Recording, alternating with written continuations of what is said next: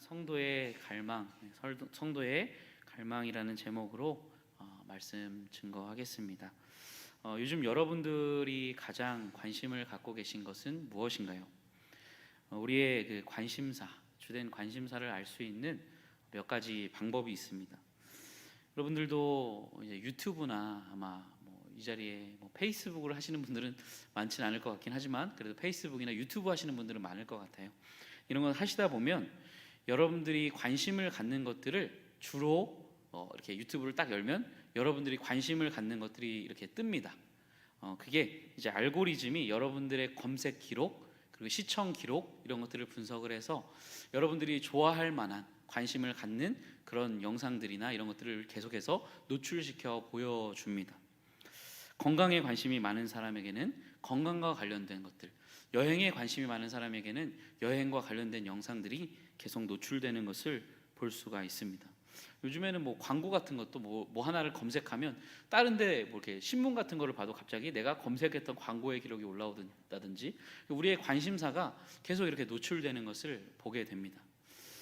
또 우리가 돈을 어디에 사용하는가, 이것도 우리의 관심사가 어디 있는지를 굉장히 잘 보여주는 지표라고 할 수 있어요. 주님께서 재물이 있는 곳에는 마음이 있다 이렇게 하신 것처럼 정말 우리가 돈을 어디에 사용하는가, 거기에 우리의 관심이 있다는 것을 우리가 알 수가 있죠. 자신을 꾸미는 데 관심이 많은 사람은 미용에 또는 옷을 사거나 자신을 꾸미는 데 돈을 많이 사용하게 되어 있습니다. 부요함에 관심이 많은 사람은 투자에 돈을 많이 사용하겠죠. 자녀 교육에 관심이 많은 사람은 사교육에 돈을 많이 사용할 것입니다. 여러분들은 무엇에 관심을 가지고 살아가십니까? 여러분들이 요즘에 가장 많이 생각하고 관심 갖고 여러분들의 마음을 빼앗고 있는 그것은 무엇인가요? 이 관심사를 다른 말로 표현하자면 저는 열망이라고 표현을 하고 싶습니다. 간절히 바라는 거, 열망이라는 게 뭘까요? 간절히 바라고 원하는 게 열망이고 곧 우리의 관심사입니다. 여러분들은 무엇을 열망하고 살아가십니까? 오늘 본문에서 우리는 성도가 마땅히 열망해야 할 것이 무엇인가 그것을 발견하게 됩니다. 오늘 말씀을 통해 바울의 마음에 있던 그 열망이 곧 우리의 열망이 되는 은혜가 있기를 주님의 이름으로 축원드립니다. 빌립보서를 쓸 당시 바울은 감옥에 있었죠. 아마 쇠사슬에 매여 있었을 거고요. 그의 그 24시간은 군인들이 그의 곁에서 그를 지키고 감시했을 겁니다. 당시 이 죄수에게 매는 쇠사슬의 무게가 엄청났다고 해요.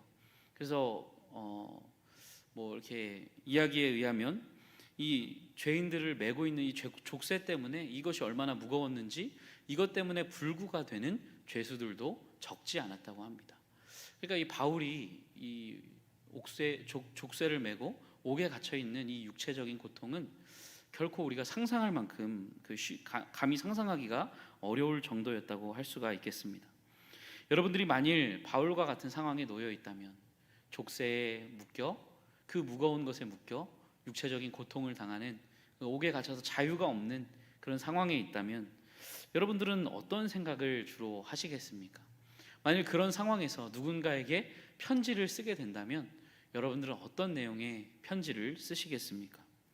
저라면 내가 이렇게 고생을 하고 있으니 나에게 필요한 것들을 보내달라거나 나를 도와달라거나 내 석방을 위해서 힘써달라는 내용의 편지를 쓸 것 같아요. 여러분, 남자들이 군대 이야기할 때 특징이 뭔가요? 내가 제일 힘들다, 그렇죠? 내가 제일 힘들다. 내가 어디에서 이렇게 힘들게 군 생활을 했다. 나를 알아주기를 바라는 것이 사람의 마음이라는 거죠. 옥에 갇힌 상황에서 생명의 위협을 느끼는 상황이라면 자기 연민에 빠지기가 쉬워요.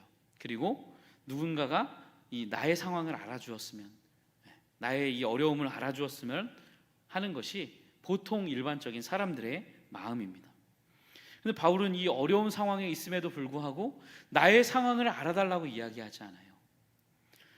자신의 상황에 주목하지 않습니다. 오히려 그 자신이 옥에 갇힌 상황에도 불구하고 그가 주목하는 것은 그 상황 가운데 벌어지고 있는 하나님의 역사를 주목하고 있습니다. 우리 2장 12절 말씀인데요, 같이 한번 읽어보겠습니다. 시작.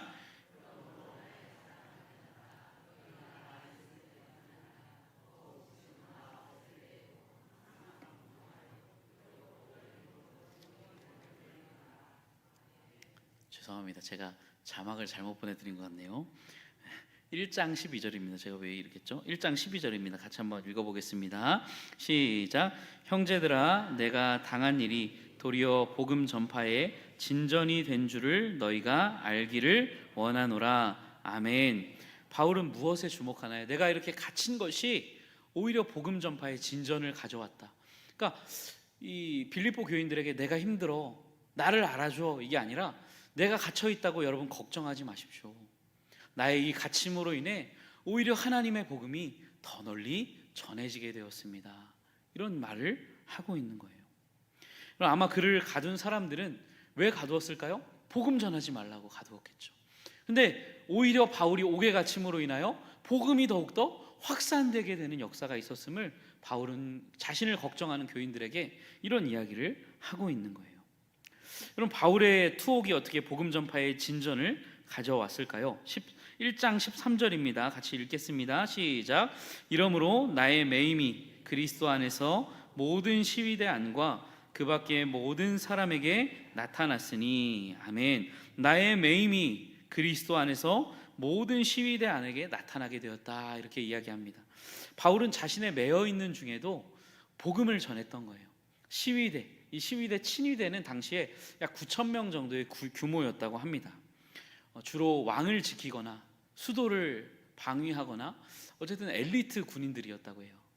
핵심적인 이 엘리트 군인들에게, 자신을 곁을 지키는 이 군인들에게 바울이 복음을 전했겠죠. 또 그들의 입을 통해서 그 시위대 안에 복음이 퍼져나가게 되는 놀라운 역사가 있었다는 겁니다.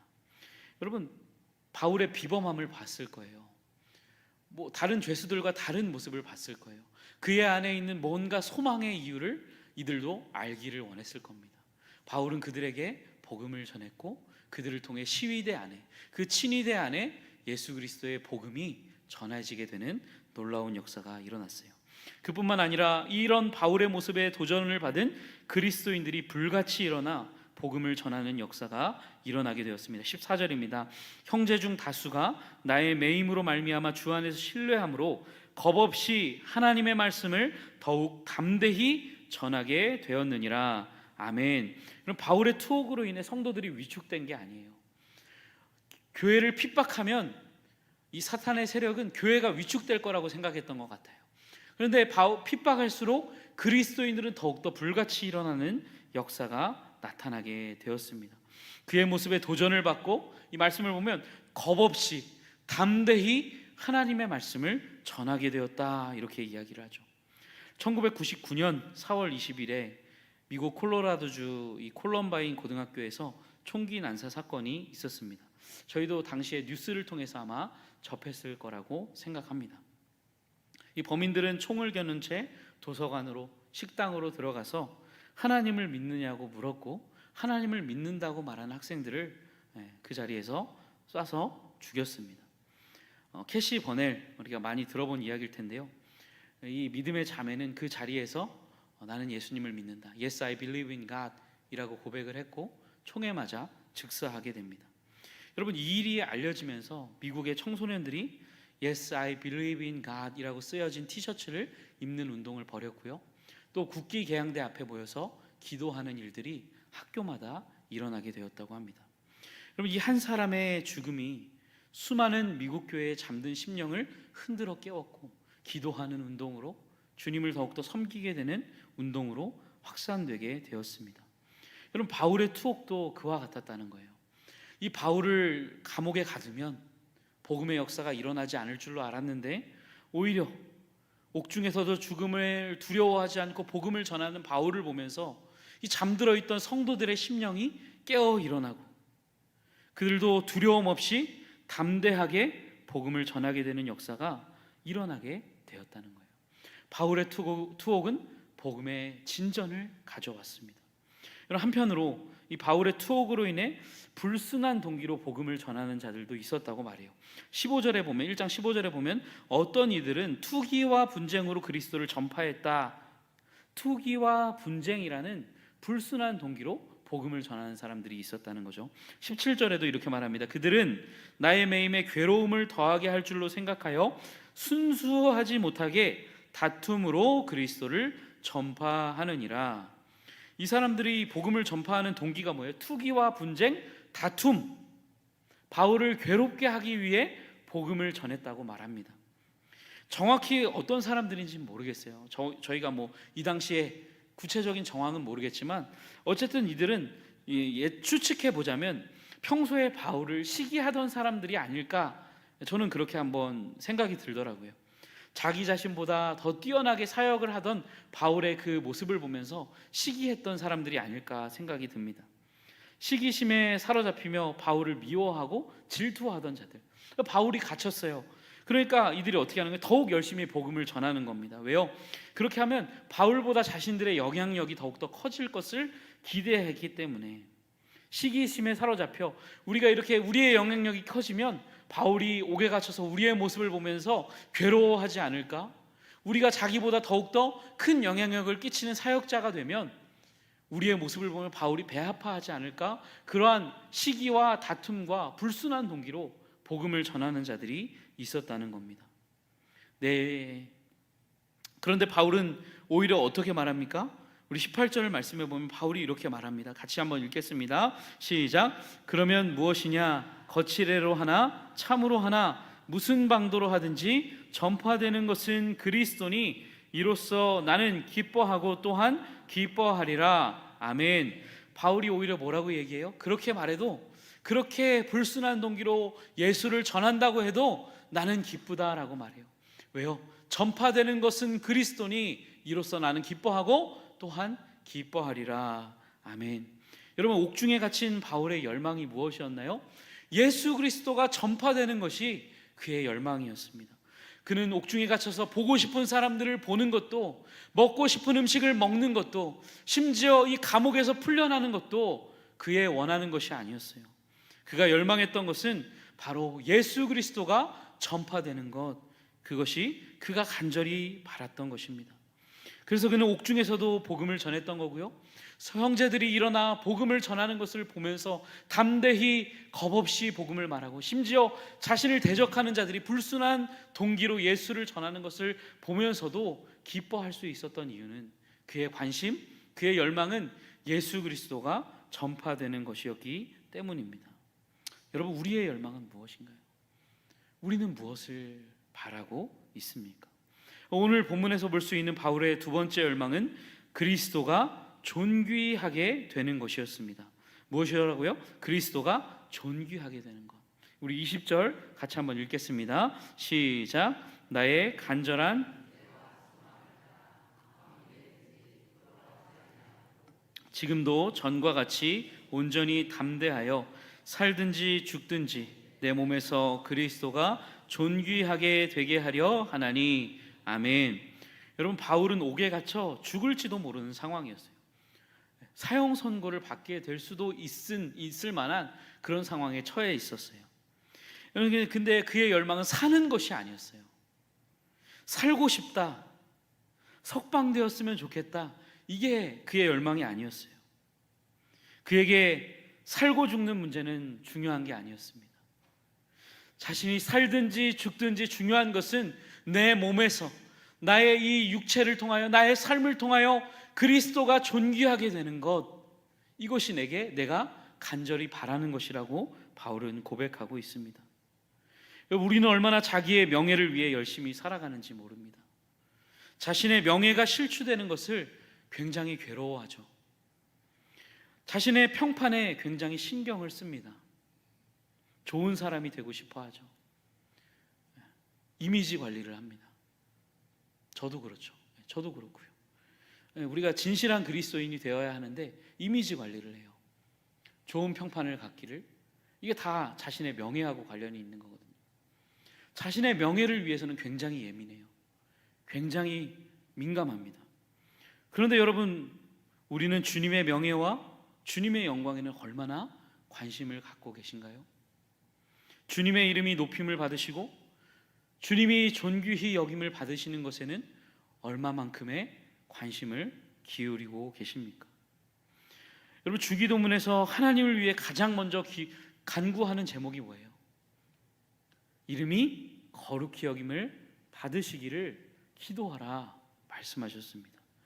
이는 우리의 삶을 통하여 주님의 이름이 세상 가운데 거룩히 여김을 받으시도록, 이미 거룩하신 주님이 그 거룩하신 주님의 이름에 합당한 대접을 받으시도록 우리가 간구하는 거예요.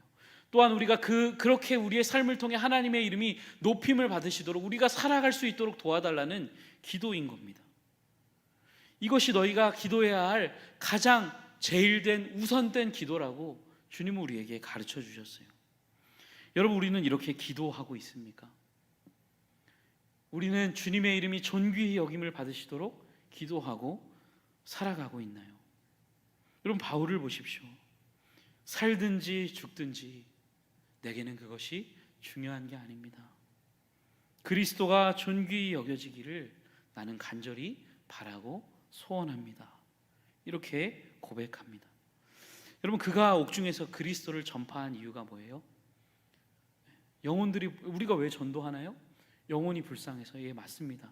근데 복음 전파의 중요한 동기는 하나님의 영광입니다. 바울이 왜 옥중에서 복음을 전했을까요? 내가 복음을 전함으로 인하여 하나님을 예배하고 섬기는 자들이 더 많아져서 하나님께 영광이 돌아가기를, 그들도 하나님을 예배하기를 열망하는 마음에서 복음을 전했던 거예요.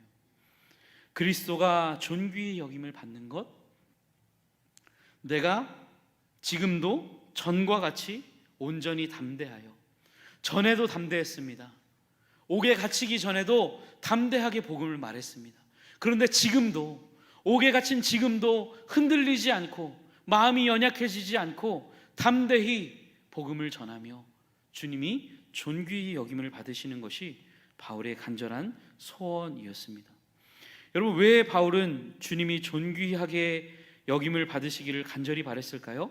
그 이유를 21절에서 이렇게 말합니다. 21절 같이 봅니다. 시작. 이는 내게 사는 것이 그리스도니 유익함이라. 아멘. 바울의 말은 이런 거예요. 나는 살든지 죽든지 예수 그리스도가 내 인생을 통해 존귀히 여김받기를 원합니다. 왜냐하면 내 안에 사는 분이 그리스도이기 때문에, 내 안에 사시는 분이 그리스도이시기 때문에 나는 주님이 존귀히 여김받기를 간절히 원합니다. 이렇게 말하고 있습니다. 내게 사는 것이 그리스도다. 이게 무슨 말일까요, 여러분? 이 구절을 어떤 분들은 예수님의 내주에 관한 것이라고 해석을 해요. 내 안에 예수님이 사십니다.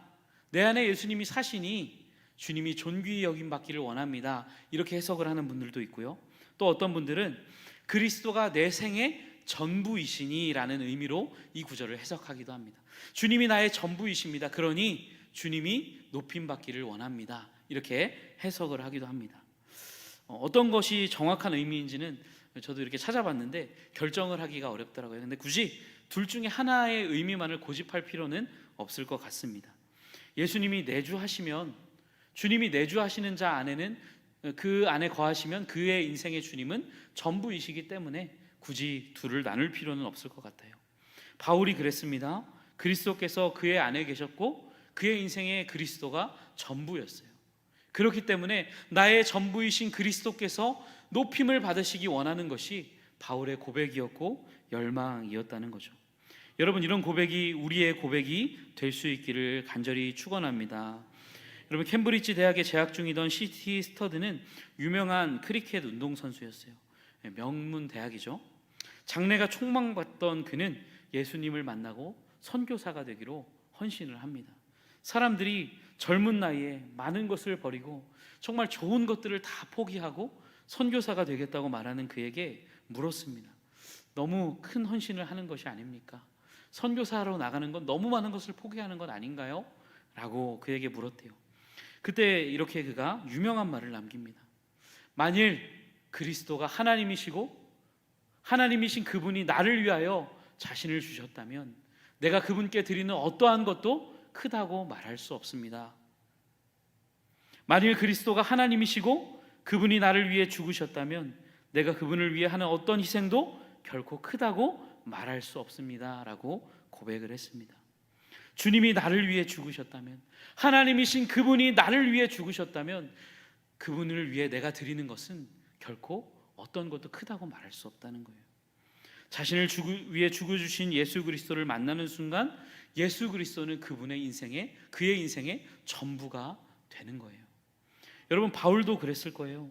예수를 만나기 전에 그렇게 하나님의 교회를 박해하고 믿는 사람들을 죽이는 데 앞장섰던 그를 그 다메섹 도상에서 찾아와 주시고 버리지 않으시고 찾아와 만나 주시고 그의 눈을 다시 뜨게 해주신 그 주님을 만났을 때 바울의 인생에는 그리스도가 전부가 되었던 거죠. 오 주님, 주님의 교회를 박해하던 나 같은 죄인을 이렇게 찾아와 주시다니 주님이 제 인생의 전부입니다. 내 안에 사는 분은 주님이시고 주님이 내 인생의 전부입니다. 이것이 바울의 고백이었습니다. 여러분, 우리도 은혜를 받아 성도가 되었어요. 평생 예수 그리스도를 알지 못하고 방황하고 은혜도 알지 못하던 우리에게 주님이 찾아와 주셨어요. 죄를 깨닫게 해주시고 십자가 은혜를 알게 하시고, 여러분, 그 은혜를 입었다면 우리에게도 주님은 당연히 전부가 되셔야만 해요. 하나님의 아들이, 하나님이신 그분이 우리를 위해 죽으셨다면 당연히 주님은 우리의 전부가 되셔야 마땅한 겁니다. 나의 전부이신 주님이 존귀히 여김을 받으시기를 원한다고 하는 오늘 바울의 고백이 우리의 고백이 되어야만 하는 거예요. 여러분, 바울의 세 번째 열망은 주님과 함께 거하는 것이었습니다. 주님과 함께 있기를 그는 간절히 열망했어요. 우리 23절, 24절 같이 한번 읽어보겠습니다. 시작. 내가 그 둘 사이에 훨씬 더 좋은 일이라 그렇게 하고 싶으나 육신으로 있는 것이 너희를 위하여 더 유익하리라. 아멘. 바울은 지금 옥에 갇혀 있습니다. 조금 전 말씀드렸던 것처럼 언제 죽을지 모르는 상황이에요. 그런데 죽음이 겁나지 않는데요. 아니, 사실은 더 이렇게 표현하면 좀 그렇지만 죽고 싶대요. 이건 그냥 이 감옥의 고통이 너무나 극심해서 이 고통을 피하고 싶어서 하는 말이 아니고 주님과 함께 있고 싶어서 이 세상을 떠나고 싶대요. 왜요? 세상을 떠나 그리스도와 함께 있는 것이 훨씬 더 좋은 일이라 그렇게 하고 싶구나.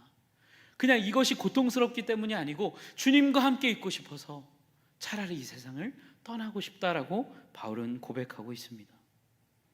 주님과 함께 있고 싶은 것, 이것이 바울의 열망이었어요. 여러분들은 천국에 가고 싶으신가요? 하나님 나라가 기다려지시나요? 아니면 이 땅에 사는 것이 더 좋으신가요? 여러분, 바울이 하나님 나라를 소망했던 건 하나님이 거기 계시기 때문이었어요. 주님이 거기 계시기 때문에 주님과 함께 거하고 싶어서 이 세상을 떠나 하나님과 함께 거하기를 그는 원한다라고 고백을 합니다. 여러분, 주님과 함께 하는 것을 원하지 않는 사람은 천국이 별로 기다려지지 않아요. 천국에 가면 뭐 합니까? 주님을 기다리지 않는데, 주님과 함께 하는 것을 별로 원하지 않는데, 열망하지 않는데, 주님과 함께 하는 것을 원치 않는 사람은 개인 경건 생활을 통해 날마다 주님과 교제하는 것을 게을리해요. 그것이 지루해요. 주님과 함께 하는 것이 별로 좋지 않아요. 천국도 기다려지지 않고 개인의 경건 생활도 없고, 그렇죠? 남 얘기할 것 없이 제 얘기죠. 주님과 함께 하는 것을 정말 좋아하는 사람은 어떨까요? 하나님 나라가 기다려지겠죠.